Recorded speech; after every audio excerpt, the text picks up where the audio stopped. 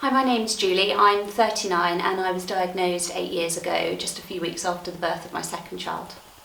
Before I was diagnosed, I didn't really know anything about RA at all, so when the diagnosis was given to me and I started Googling it, it was quite scary to find out that it was a systemic disease that might affect my cardiovascular system as well as my joints. I really didn't know what to expect then at that point, because I kind of associated rheumatoid arthritis as being the same as osteoarthritis, which clearly it isn't. I think the things that I would want people to know about RA is that fatigue can be a huge problem, and of course you can't see that.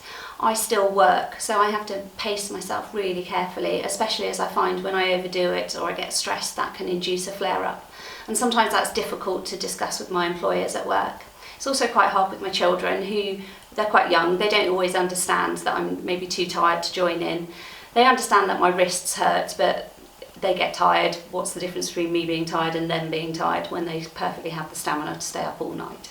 One thing I have had to change in order to deal with my arthritis is the way I commute into work. Because of trouble I have in my wrists, I would find it difficult to hang on to the straps or the bars on tube or train.